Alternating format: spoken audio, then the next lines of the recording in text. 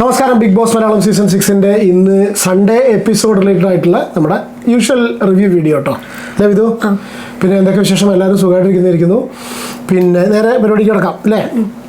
അങ്ങനെ first of all നമ്മുടെ മാതൃദിനം അല്ലേ, ഹാപ്പി മദേഴ്സ് ഡേ എല്ലാ അമ്മമാർക്കും. അപ്പോൾ മാതൃദിനത്തിൻ്റെ ഇതിലേക്ക് കടക്കുന്നതിന് മുന്നേ ഒരു കാര്യം പറയുന്നത് വെച്ചാൽ പവർ ടീം എല്ലാവരും ആഗ്രഹിച്ചതുപോലെ പവർ ടീം ഇനിയൊരു ഓർമ്മ അല്ലേ? അതെ, നമ്മളൊക്കെ പറഞ്ഞിരുന്നില്ലേ പവർ ടീമിന്റെ ആവശ്യമില്ല, അതേപോലെ പവർ ടീം വേണ്ടാന്ന് വെച്ചു. കറക്റ്റ്.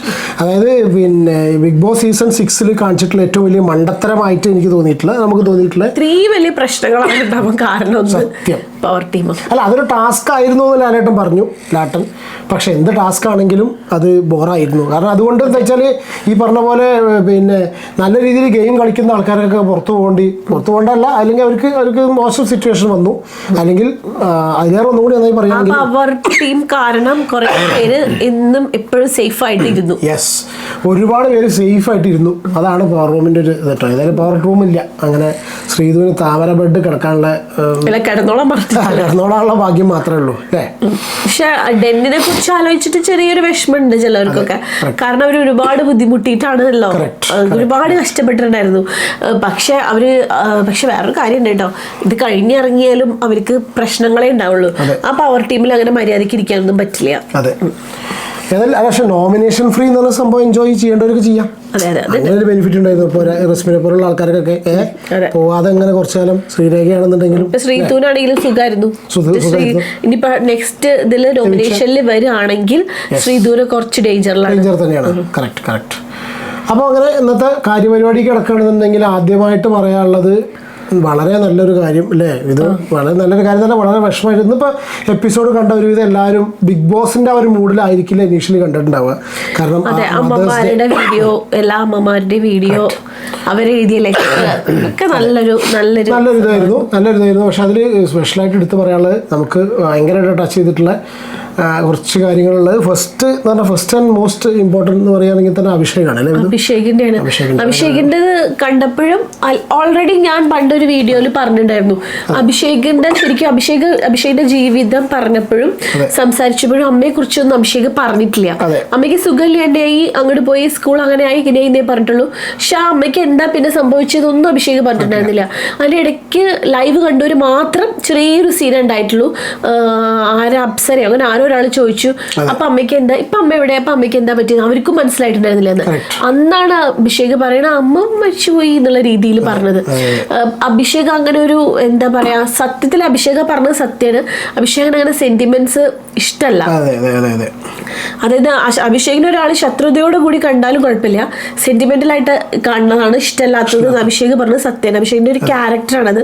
അത് ഇന്നിപ്പോ ആ ലെറ്റർ വായിച്ചപ്പോഴും അഭിഷേകിന്റെ വല്യമ്മയെ സംസാരിച്ചത്, അതൊക്കെ കഴിഞ്ഞിട്ട് അഭിഷേക് ലെറ്റർ വായിച്ച് പറഞ്ഞപ്പോ സത്യം പറയാട്ടോ കരഞ്ഞു പോയിട്ടോ, കണ്ണില് വെള്ളം വന്നു, ഒരു സങ്കടമായി. ശരിക്കും മനസ്സിൽ നമുക്കൊരു വിഷമം വരില്ലേ, മനസ്സിൽ എന്തോന്നില്ലാത്തൊരു വിഷമം, അങ്ങനത്തെ ഒരു വിഷമം വന്നു അഭിഷേക് പറഞ്ഞത്. അച്ഛനാണെങ്കിലും അമ്മയാണെങ്കിലും രണ്ടാളും മക്കളൊക്കെ സംബന്ധിച്ച് ഈക്വലാണ് പറയെങ്കിലും അച്ഛൻ മരിച്ചിട്ട് മക്കളിരുന്നാലും അമ്മമാര് മരിച്ചിട്ട് മക്കളെ ഇരിക്കരുതെന്ന് പറയും.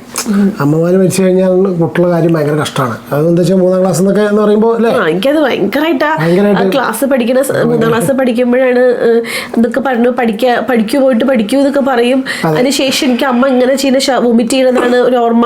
പിന്നെ എനിക്ക് പറയാൻ വയ്യ, അങ്ങനെ അതൊക്കെയാ കണ്ടത് എന്നൊക്കെ പറഞ്ഞിട്ട് ഒന്ന് പതറി, ലാലേട്ടൻ ഒന്ന് പതറി. അവിടെ ഉള്ള ലാലേട്ടൻ ശരിക്കും അഭിഷേക് സംസാരിച്ചപ്പോ ലാലേട്ടന് സങ്കടമായി. ശരിക്കും നമ്മൾക്കൊക്കെ അതേ വിഷമം ലാലേട്ടന് തോന്നിയിട്ടോ. അഭിഷേക് ഒരു പ്രത്യേക ക്യാരക്ടർ ആട്ടോ. എനിക്ക് തോന്നുന്നു വേറൊരു കാര്യം കൂടി പറയാനുള്ള എന്താ വെച്ചാൽ, സാബുമോൻ ഇന്നലെ പറഞ്ഞില്ലേ അഭിഷേകിനെ എന്തോ പറഞ്ഞില്ലേ, ഒരു ആണൊരുത്തുണ്ടായിട്ട് അവിടെ വെറുതെ കിടക്കായിരുന്നു. അത് അഭിഷേകിന് കൊണ്ടിരിക്കുന്നു. ഗെയിം ചേഞ്ച് ആവാനുള്ള ഒരു ചാൻസ്. കാരണം അഭിഷേക് കുറച്ചൊരു മുഖത്ത് ആ ഫയർ കാണാനുണ്ട്. പിന്നെ ഒരു അതെ അത് ശരിക്കും ദേഷ്യം സങ്കടമൊക്കെ വന്നിട്ടുണ്ട് സാബുമോൻ. അത് ഇന്ന് സംസാരിച്ചപ്പോഴും പറഞ്ഞു, ഞാൻ എന്റെ വിഷമമൊന്നും ആരോടും പറയാറില്ല. അതിനിപ്പോ ആര് വന്നാലും ഗസ്റ്റ് വന്നാലും കഴിഞ്ഞ 2-3 ദിവസം എനിക്ക് ഇതുണ്ടായിരുന്നില്ല, വളരെ കുറച്ച് അടുത്ത ആൾക്കാർക്ക് അറിയുന്നുള്ളത് പറഞ്ഞു. കാരണം ബിഗ് ബോസിനോട് പറഞ്ഞ് നടക്കില്ല എന്നാണ് ഉദ്ദേശിച്ചത്. വേറെ പലരും അങ്ങനെ ഇരുന്നല്ലോ. വിക്ടിം കാർഡ് ഇളക്കിയിട്ട് ഒന്നത്. രണ്ടാമത് പിന്നെ നമുക്ക് ടച്ചിങ് അല്ല, ഒരു വിഷമവും പിന്നെ ഒരു തമാശയല്ല, പക്ഷെ അത് ഭയങ്കര തമാശ രൂപത്തിലാണ് അവൻ അവതരിപ്പിച്ചെങ്കിലും ഭയങ്കരമായിട്ട് നമ്മൾക്ക് എന്താ പറയുക മനസ്സിലെടുത്തു. സായിയുടെ കേസ് എന്ന് വെച്ചാൽ സായിനെ എനിക്ക് പേഴ്സണലി അറിയാം. നമുക്ക് ബിഗ് ബോസ് കണ്ടസ്റ്റന്റിലായിട്ടുള്ള ഏകദേശം ഏകൊരു വ്യക്തി, ബിഗ് ബോസിൽ പോയതിന് വെച്ചിട്ട് ഏകമായിട്ട് പേഴ്സണലായിട്ട് അറിയുന്ന ഒരു വ്യക്തി, ഒരുപാട് സംസാരിക്കുന്ന വ്യക്തി. അമ്മയും സായിയുടെ അമ്മയൊക്കെ ഒരുമിച്ച് വീട്ടുകാരൊക്കെ പരസ്പരം പണ്ടേ അറിയുന്നവരാണ്. സായിയായിട്ടൊന്നും ബന്ധമൊന്നുമില്ല, അങ്ങനെ അറിയുന്നില്ല, കണ്ടിട്ടുള്ളൂ. അല്ല എനിക്കും അതെ അങ്ങനെ പേഴ്സണൽ അല്ല, പക്ഷെ നമ്മളെ വീട്ടുകാർക്കൊക്കെ അറിയണ വീട്ടുകാരാണ് എന്നോ പരിചയമുള്ളവര്. അമ്മമ്മേനെ ഇവരൊക്കെ അറിയാം കേട്ടോ. സായി പറഞ്ഞ അമ്മമ്മേനെ, അമ്മേനൊക്കെ എന്റെ അമ്മ, ഇവിടെയുള്ള മലപ്പുറത്തുകാർക്കൊക്കെ അറിയാം. പിന്നെ മാത്രമല്ല ഈ അമ്മമ്മ വളർത്തി, അമ്മമ്മ എങ്ങനെയാണ് സായി വളർത്തി എന്നുള്ള ആ ഒരു സംഗതി വളരെ സായി ഇങ്ങനെ പറയാറുണ്ടല്ലോ. അപ്പൊ ആ സായി പറയണ സായിക്ക് ഇമ്പോർട്ടന്റ് എനിക്ക് എപ്പോഴും തോന്നിയിട്ടുണ്ട് അമ്മമ്മയാണ്. എന്തുകൊണ്ടാണ് അമ്മമ്മ ഇമ്പോർട്ടന്റ് ആണെന്നുള്ളത് അന്ന് അമ്മ പറഞ്ഞില്ല, എൻ്റെ അമ്മ പറഞ്ഞല്ലോ. അമ്മ വളർത്തിയ കാര്യങ്ങളൊക്കെ അതൊക്കെ അവരുടെ പേഴ്സണൽ കാര്യങ്ങളാണ്. അതല്ല അന്ന് അമ്മ എന്നോട് അന്നിങ്ങനെ പറഞ്ഞിരുന്നു, അന്ന് അമ്മമ്മയുടെ കേസും കാര്യങ്ങളൊക്കെ. അപ്പോൾ എന്താ വെച്ചാൽ പറയാൻ റീസൺ എന്താ വെച്ചാൽ സായി ഒരു അവൻ്റെ ശൈലിയിൽ പറഞ്ഞതാണെങ്കിലും സത്യം പറഞ്ഞാൽ ഇപ്പോൾ ഒരുപാട് പേർക്ക് സായിനെ ഭയങ്കരമായിട്ട് ഇഷ്ടപ്പെട്ടിട്ടുണ്ടായിരിക്കും കേട്ടോ. അല്ലെങ്കിൽ സായിനെ ഒരുവിധം എല്ലാവർക്കും അതിനുള്ള അയ്യോ അത് കേട്ടപ്പോൾ നമുക്ക് തന്നെ തോന്നി സ്നേഹയും അമ്മയും തമ്മിലൊന്നും ശരിയായിരുന്നെങ്കിൽ ആകെ എഴുതിയത് ഒറ്റ കാര്യമില്ല തോന്നുന്നു. സ്നേഹ പ്ലസ് അമ്മ ഈക്വൽ ടു സമാധാനം. അത് ലാലേട്ടർ മാത്രമല്ല, ലാലേട്ടർ അത് അടിപൊളിയായിട്ട് എടുത്തു. ഈ രണ്ട് കേസ് ലാലേട്ടൻ ഭയങ്കര, എനിക്കൊന്നും അഭിഷേകിന്റെ ആ കേസ് എടുക്കണേക്കാളും സീരിയസ് ആയിട്ട് ലാലേട്ടൻ പറഞ്ഞു, സ്റ്റേജിൽ പറഞ്ഞു സ്നേഹ അമ്മയൊക്കെ മനസ്സിലാക്കുക. സ്നേഹിക്കുന്നത് കേട്ട സ്നേഹിക്ക വലിയ കാര്യമാണ്. സന്തോഷമായിട്ടുണ്ടാവും കേട്ടോ. സായി അവതരിപ്പിച്ച രീതിയാണ് ഇതോ. ഇതെന്താ പറയുക, ഇത് സെന്റി രൂപത്തിലൊക്കെ അവതരിപ്പിക്കുന്ന വളരെ സിമ്പിളായിട്ട് പതിവ് ശൈലിയിലല്ലാണ്ട്, പതിവ് ശൈലിയല്ല സാധാരണ രീതിയിൽ സീക്രട്ട് ഏജന്റ് എന്ന വ്യക്തി ഇങ്ങനെമാര് കുറേ വലിച്ചു നീട്ടി അതും ഇതൊക്കെ പറഞ്ഞു കൊണ്ടുപോകണ പോലെയല്ല, വളരെ സിമ്പിളായിട്ട് ആ ഒരു ഇക്വേഷൻ പോലെയൊക്കെ അവതരിപ്പിച്ച് സംഗതി അവതരിപ്പിച്ചു. നല്ല അതായത് എങ്ങനെയാണോ ഒരാളിലേക്ക് സ്ട്രൈക്കായിട്ട് വരുന്ന രീതിയിൽ അത് ആ രീതിയിൽ അവൻ അവതരിപ്പിച്ചു കേട്ടോ. പിന്നെ അവൻ പറഞ്ഞു ഒരുപാട് പേര് ഈ സിറ്റുവേഷനിൽ നിൽക്കുന്നുണ്ടായിരിക്കും, കാരണം അമ്മയമ്മയുടെയും അതെ അവന്റെ സിറ്റുവേഷൻ കുറെ പേർക്ക് ഉണ്ടാവും, അവർക്ക് മനസ്സിലാവുള്ളൂ എന്നുള്ള അർത്ഥത്തിൽ സായി പറഞ്ഞു. അത് ശരി. പക്ഷെ സായി ഒരു നല്ലൊരു വ്യക്തിയാണ്, നമുക്ക് അതിൻ്റെ ഉള്ളില് പല സന്ദർഭങ്ങളിലും തോന്നുന്നുണ്ട്. നല്ലൊരു ക്യാരക്ടറായിട്ട് തോന്നുന്നുണ്ട്. കാരണം ആരോടൊരു ദേഷ്യമില്ല. ഞാൻ പറഞ്ഞു ബിഗ് ബോസിനെ പറ്റിയ ആളല്ല, അങ്ങനെയല്ല, നമുക്ക് അറിയാലോ. ഞാൻ ഈ ചങ്ങാതിൻ്റെ ഉള്ളിൽ പോകാന്ന് പറയുമ്പോൾ തന്നെ കുറച്ച് ഗെയിം സായി കളിച്ചിരുന്നുവെങ്കിൽ ഞാൻ ഫസ്റ്റ് എൻ്റെ വീഡിയോ പറഞ്ഞിട്ട് ചെയ്തോ, കുറച്ച് ഗെയിമർ ആസ് എ ഗെയിമർ കുറച്ചെങ്കിലും ഇമേജ് നോക്കണം തന്നെ പറയുന്നത്. കുറച്ച് ഗെയിമറായിട്ട് സായി നിന്നിരുന്നെങ്കിൽ ഈ ഒരു സീസൺ ജയിക്കാൻ പൊട്ടൻഷ്യൽ ഉള്ള ഒരു വ്യക്തിയായിരുന്നു സായി. എന്തുകൊണ്ടാണെന്നറിയോ, അത്രയധികം ഫാൻ ഫോളോയിങ് സാധിക്കും. ഇപ്പം കഴിഞ്ഞ പ്രാവശ്യമൊക്കെ, ഇനിയിപ്പോൾ അവസാനത്തേക്ക് എന്തൊക്കെ സ്ഥിതി എന്നറിയില്ല, കഴിഞ്ഞ പ്രാവശ്യമൊക്കെ ഓരോരുത്തർ പോകുന്ന സമയത്ത് ഇതുവരെ സോഷ്യൽ മീഡിയയിലുള്ള സെലിബ്രിറ്റീസും സോഷ്യൽ മീഡിയ ഇൻഫ്ലുവൻസേഴ്സൊക്കെ സപ്പോർട്ടുള്ള ആൾക്കാരൊക്കെ എത്ര പേര് സ്റ്റോറിയും കാര്യങ്ങളൊക്കെ ഇടും. ഒരുപക്ഷെ ഇപ്പം പറഞ്ഞിട്ടുണ്ടാവും, എൻ്റെ ക്യാരക്ടർ വെച്ച് പറഞ്ഞിട്ടുണ്ടാവും, ആരും അങ്ങനെ സായിക്ക് വേണ്ടി വോട്ട് ചെയ്യണമെന്നോ അങ്ങനത്തെ പ്രത്യേകിച്ച് ഷസാമിൻ്റെ ഒരു ഇത് മാത്രമേ ഞാൻ കണ്ടുള്ളൂ കേട്ടോ. വോട്ടെവർ. അപ്പോൾ അങ്ങനെ ഒരു രണ്ട് വിഷയം അവിടെ ഉണ്ടായി ഇന്ന് സീരിയസ് ആയിട്ട്. എന്താ പറയുക, അത് ഭയങ്കര രണ്ടും വ്യത്യസ്തമായ രീതിയിൽ മനസ്സിനെ ടച്ച് ചെയ്യുന്ന സംഗതിയായിപ്പോയി. പിന്നെ എല്ലാവരും പറഞ്ഞതൊക്കെ സ്കോർ ചെയ്തു. റസ്മിന്റെ ലെറ്റർ ഭയങ്കര, അത് നമ്മൾ ചിന്തിച്ച കാര്യം തന്നെ നോറ ഇപ്പൊ പറഞ്ഞു. അത് കഴിഞ്ഞിട്ട് റസ്മിൻ സ്കോർ ചെയ്തു. കാരണം റസ്മിന്റെ ലെറ്ററിൽ റസ്മിൻ അത്ര സീരിയസ് ആയിട്ട് എഴുതിയിട്ടുണ്ടായിരുന്നു, ജാസ്മിനോട് ഞാൻ ചെയ്തതിന് ജാസ്മിന്റെ അമ്മേനെയും അച്ഛനെയും വിളിച്ചിട്ട് ഒരു സോറി പറയണം അമ്മ എന്ന്. അയ്യോ അത് നമുക്ക് കുറച്ച് ഈ കമന്റുകൾ വന്നത്, ഞാൻ സോറി കേട്ടോ, ഇന്നിപ്പോൾ കുറച്ച് തിരക്കും കുറച്ച് വേറെ ഒന്ന് രണ്ട് പ്രശ്നങ്ങളായതുകൊണ്ടാണ് കമന്റ്സിന് മറുപടി ഇല്ലാത്ത. ഇന്ന് രാത്രി എല്ലാം മറുപടി ചെയ്തിട്ടാണ് ഇരുന്നിട്ട്. അപ്പോൾ കമന്റ്സിന് മറുപടിയിൽ മാത്രമല്ല, അതിൽ കമന്റിലൊരു കാര്യം പറയുന്നത്, ഈ റസ്മിനും ജാസ്മിനും തമ്മിൽ അടി ഉണ്ടായത് പോലും സ്ക്രിപ്റ്റഡ് ആണ് തോന്നുന്നില്ല, അറിയില്ല. കമന്റ്സ് കുറച്ച് നമ്മൾ അങ്ങനെ കണ്ടു. അവർ മനഃപൂർവ്വം അടി ഉണ്ടാക്കിയിട്ട് അവിടെ ജാസ്മിൻ സ്വാഭാവികമായിട്ടും ഒരു തോറ്റു കൊടുക്കല്ല, കംപ്ലൈൻറ്റ് ചെയ്യാത്ത സിറ്റുവേഷൻ വരുന്നു എന്ന് പറഞ്ഞ് നമുക്കറിയില്ല. ജാസ്മിൻ അങ്ങനെ കംപ്ലൈന്റ് ചെയ്യുന്ന ഒരു ക്യാരക്ടർ അല്ല. നമുക്ക് എന്താ പറയുക, ഇത് ഒന്നും വിശ്വസിക്കാൻ പറ്റില്ല. കാരണം വെച്ചാൽ ഇന്നിപ്പോൾ ഞാൻ റിയാക്ട് ചെയ്യാൻ വെച്ചതായിരുന്നു, പക്ഷേ അതൊന്നും പറ്റിയില്ലെന്ന്. ഒന്നാമത് ആരോഗ്യം ക്ലിയർ അല്ലാത്തടത്തൊന്നും ചെയ്യാതില്ല, അതിനുള്ള മനസ്സ് വരുന്നുണ്ടായില്ല. കിടിലം ഫിറോസിൻ്റെ ഇൻ്റർവ്യൂ അതൊക്കെ സീരിയസ് ആയിട്ട് എനിക്കതൊരു മാരാര് പറഞ്ഞതിനേക്കാൾ ഇമ്പാക്റ്റിലാണ് കിടിലം ഫിറോസ് പറഞ്ഞത്.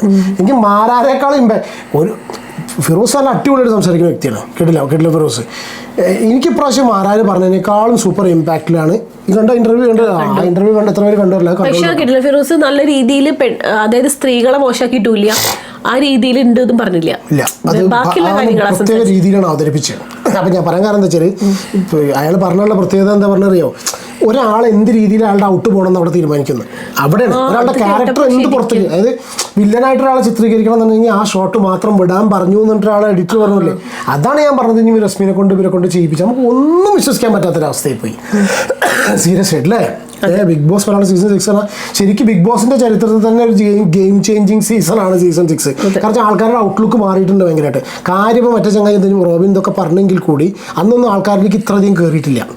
ഇത് ഭയങ്കര ഒരു ഇമ്പാക്റ്റ് മനസ്സിൽ തന്നെ ആൾക്കാരത് മാറ്റുന്ന ഒരു സീസൺ ഉണ്ടാക്കി കേട്ടോ. അതൊന്നത്. പിന്നെ വേറെന്താ ഇത് പിന്നെ എന്തൊക്കെ ഉണ്ടായിരുന്നത്, അമ്മമാരും ഇവരൊക്കെ ഒന്ന് ശ്രീരേഖ ഔട്ടായി. അതെ അതെ, പിന്നെ ശ്രീരേഖ അല്ല, പിന്നെ അമ്മമാരുടെ കേസ് വേറെ ആരും വീട്ടിലുള്ളവർ പറയാനുള്ള മറ്റേത് റസ്മിൻ അല്ല ജാസ്മിൻ ഗബ്രീന്റെ കാര്യം എടുത്ത് ജാസ്മിന്റെ ലെറ്ററിൽ ഇനി പാർക്ക് എന്ത് തോന്നിയാലും കുഴപ്പമില്ല. ജാസ്മിന്റെ ലെറ്ററിൽ അമ്മ എനിക്ക് ഇവിടെ അമ്മ സംസാരിച്ചപ്പോ എനിക്ക് ഭയങ്കര ഇതായി തോന്നിട്ടോ. ജാസ്മിന്റെ അമ്മ ഒരു പാവം നല്ല രീതിയിൽ സംസാരിച്ച അമ്മ. അത് കഴിഞ്ഞ് ഇവളുടെ ലെറ്ററിൽ അവിടെയും ഗബ്രി പോയി. അത് കഴിഞ്ഞിട്ട് ഇവള് ഗബ്രീന്റെ ഫോട്ടോ നോക്കി കുറച്ചു നേരം കറങ്ങി സംസാരിക്കും. നന്നാക്കി പറയാൻ വേണമെങ്കിൽ ഇതോ ഞാൻ സീരിയസ് ആയിട്ട് ഞാൻ ചിലപ്പോൾ വിചാരിക്കുന്നത് ഇങ്ങനെ പറയണ്ടെങ്കിൽ ഒരാളുടെ ജീവിതം അവർ ഇമോഷൻസ് ശരിക്കും പച്ചക്ക് പോറാവുണ്ട്. സത്യം പറയാൻ ഇത് പറയണം വിചാരിച്ചല്ല. ഇത് എന്താന്നറിയോ സംസാരിച്ചില്ലേ നമ്മളിങ്ങനെ പറഞ്ഞു. ഇപ്പൊ എനിക്ക് തോന്നിയ കാര്യം ഇവള് ശരിക്കും ദിൽഷയും ബ്ലസ്ലിയും പണ്ട് റോബിൻ പോയപ്പോ കളിച്ചപ്പോ, പക്ഷെ ദിൽഷയും ബ്ലസ്ലി അങ്ങനെയൊന്നും അല്ലായിരുന്നു. ദിൽഷ ഭയങ്കര ഇതേപോലെ റോബിന്റെ ഫോട്ടോ നോക്കി കരയൊന്നും ചെയ്തിട്ടൊന്നുമില്ല. ഇതേ രീതിയിൽ സംസാരിച്ചോണ്ടിരിക്കുക ഇങ്ങനെ അങ്ങനെയൊന്നും ചെയ്തിട്ടൊന്നുമില്ല. പക്ഷെ അവരുടെ വേറെ ഒരു ലെവലായിരുന്നു. ഈ ജാസ്മിൻ ഈ ഗബ്രി എവിടേക്കോ പോയ പോലെ ഈ ഫോട്ടോ നോക്കിയിട്ട് സംസാരിക്കുമ്പോ സത്യം പറയട്ടെ ബോറാവുണ്ട്. ഇനി പറയും ചേച്ചിക്ക് ജാസ്മിനോട് എന്തോ ഭയങ്കര ദേഷ്യമില്ല. ഞാൻ എന്താ പറയാ ജാസ്മിന്റെ കഴിഞ്ഞ വീക്കിൽ 2 ദിവസം മുമ്പ് ജാസ്മിന്റെ സിറ്റുവേഷൻ കണ്ട് ജാസ്മിനെ സപ്പോർട്ട് ചെയ്ത് സംസാരിച്ചതാണ് ഇതില്. പക്ഷെ ഇത് കുറച്ച് ഓവറാന്നേ പറഞ്ഞിട്ടുള്ളൂ. ആ നോറയൊക്കെ അങ്ങനെ സംസാരിച്ചോണ്ടിരിക്കുമ്പോ ഇവള് പോയിട്ട് ഗബ്രിയുടെ ഫോട്ടോ ഗബ്രീന്റെ ഫോട്ടോ അതിപ്പോ കുറച്ച് ദിവസമായിട്ട് ആ നാടകം ലെറ്ററിലും ഒരു ലെറ്ററിൽ ഗബ്രി എന്നിട്ട് ഗബ്രിക്ക് ഇങ്ങനെ ഭ്രാന്ത് പിടിച്ചിട്ട് ആകോട്ടെ. മറ്റേ ഗബ്രീന്റെ ഇന്റർവ്യൂ അതേമാതിരി റിയാക്ട് ചെയ്യാൻ പറ്റില്ല. പക്ഷെ അച്ചങ്ങായി പറഞ്ഞിട്ടുള്ള ഒരു സ്റ്റേറ്റ്മെന്റ് ഇവിടെ ജസ്റ്റ് പറയാം. നിങ്ങളെല്ലാവരും ആ ഇന്റർവ്യൂ കണ്ടു എന്നിരിക്കുന്നു, നമുക്ക് റിയാക്ട് ചെയ്യാൻ സെപ്പറേറ്റ് പറ്റിയിട്ടില്ല. അതായത് ഋത്തിക് റോഷനെ പുറത്തുനിന്ന് കണ്ടു കഴിഞ്ഞാൽ അത് ഓന്റെ വീട്ടിലുള്ള ആൾക്കാരെ കല്യാണം കഴിഞ്ഞവരാണെങ്കിലും ഇപ്പൊ ഒരു കല്യാണം കഴിഞ്ഞ സ്ത്രീക്കാണെങ്കിലും ഒരു ഋത്തിക് റോഷനെ കണ്ടു കഴിഞ്ഞാൽ തോന്നൂത്രേ ഓന്റെ വീട്ടിലുള്ളവർക്കോ മര്യാദക്ക് ജീവിക്കുന്ന പെണ്ണുങ്ങൾക്കും ആണുങ്ങൾക്കും തോന്നില്ല കേട്ടോ. ഓന്റെ വീട്ടിൽ അങ്ങനത്തെ പെണ്ണുങ്ങളെ ഉള്ളൂ, അങ്ങനത്തെ പെണ്ണുങ്ങളെ കണ്ടിട്ടാവും വളർന്നുള്ളത്. അല്ല ഞാൻ ഈ തൊടേണ്ട വിധം ഞാൻ റിയാക്ട് ചെയ്ത് ഇങ്ങനെ തന്നെ പറയണം വിചാരിച്ചതാണ്. പക്ഷേ ഒരു ഭർത്താവ് ഇഷ്ടപ്പെട്ടില്ല വിധം നമ്മൾ ഇഷ്ടപ്പെട്ടില്ലെങ്കിൽ അങ്ങനെ തന്നെ പറയും. എൻ്റെ രീതി ഇതാണ്. പോട്ടെ ഞങ്ങൾക്കിങ്ങനെ പറയാൻ അറിയുള്ളൂ. ഞാൻ നേരത്തെ സത്യം പറഞ്ഞാൽ ഈ വീഡിയോ റിയാക്ട് ചെയ്തിട്ട് അത്യാവശ്യം ഈ രീതിയിൽ സംസാരിക്കാൻ അയച്ചതാണ്. എന്നിട്ട് ഓൻ പുറത്ത് കിടന്ന് ഇങ്ങനെ ന്യായീകരിച്ച് മെഴുകണുണ്ട സംഭവം. ഞാൻ അന്ന് പറഞ്ഞിരുന്നു മൊബൈൽ ഫോണിൻ്റെ ഒരു കേസ്. നമ്മൾ അതിലൊരു മൊബൈൽ ഫോൺ ഇന്റർവ്യൂ ഒരു ഇത് എല്ലാവരും കണ്ടു. നമ്മൾ ഗബ്രീൻ്റെ ഇന്റർവ്യൂവിനെ പറ്റി പറഞ്ഞിട്ട് അവൻ പറഞ്ഞത് എന്താ വെച്ചാൽ പുറത്ത് ജാസ്മിന് സംഭവത്തിലുള്ളൂ.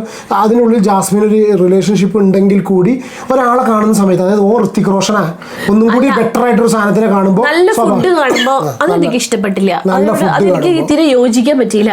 നല്ല ഫുഡ് കാണുമ്പോൾ അത് നമുക്ക് ഒറ്റയ്ക്കല്ലേ, അപ്പൊ നമ്മളുടെ ശരീരത്തിൽ എന്തൊക്കെയോ കെമിക്കൽ റിയാക്ഷൻ ഇതാണ് ഇത് ഭ്രാന്ത് പിടിക്കും എന്തൊക്കെയോ നടക്കും. അപ്പൊ പക്ഷെ ഇപ്പൊ ഈ ബിഗ് ബോസിലൊക്കെ വരുന്ന പെണ്ണുങ്ങൾക്കൊക്കെ അങ്ങനെ തോന്നണ്ടേ? എത്ര ഇപ്പൊ ഇവര് രണ്ടുപേരും മാത്രമേ ഉള്ളൂ അവിടുത്തെ അത്രയും ഭയങ്കര സംഭവം കാണാനും സംഭവമായിട്ടുള്ളൂ. വേറെ ഉണ്ടല്ലോ അവിടെ ആണുങ്ങളും പെണ്ണുങ്ങളൊക്കെ തോന്നുന്നു. ഇതിന്റെ വേറൊരു രൂപമായിട്ട് ഞാൻ പറഞ്ഞു. ഓൻ ചിലപ്പോ അങ്ങനത്തെ ടീമിനെ കണ്ട് വളർന്നുണ്ടാവാം. പോട്ടെ അങ്ങനെ തോന്നുന്നത് അത്ര പോട്ടെ. അപ്പൊ അതൊരു സംഭവം. ഇത് എന്താ പറയാനുള്ള കാരണം വെച്ചാൽ പുറത്ത് ഒരു സ്റ്റേറ്റ്മെന്റ് ഗബ്രി പറഞ്ഞു നിൽക്കുമ്പോൾ മറ്റോളം അതിൻ്റെ ഉള്ളിൽ കിടന്നിട്ട് ഗബ്രി പോയി എന്ന് പറഞ്ഞ് നടക്കുക. അത് കഴിഞ്ഞ ശേഷം ഓൾ ഇത് കെട്ടിപ്പിടിച്ചിട്ട് ഓളെ മറ്റേ ഫോട്ടോ വെച്ച് കരഞ്ഞ് കാണുമ്പോൾ ശരിക്കും ദേഷ്യം പിടിക്കുമ്പോൾ ഇറങ്ങി പോയിക്കൂടെ, എന്തിനാ ഉള്ളിൽ നിൽക്കണത്? പോട്ടെ. പിന്നെ അടുത്ത് ഇനി എന്താ ഇത് ശ്രീരേഖ ഔട്ടായി എപ്പോഴും പോകേണ്ട ഒരു വ്യക്തി. പക്ഷെ എനിക്ക് തോന്നുന്നു ശ്രീരേഖയ്ക്ക് അത്യാവശ്യം നല്ലൊരു ഭാവി ഉണ്ട് തോന്നുന്നുണ്ട്. കാരണം അത്യാവശ്യം നല്ല ടാലന്റഡ് ആയിട്ടുള്ള ഒരാളാണ് ശ്രീരേഖ. സിനിമ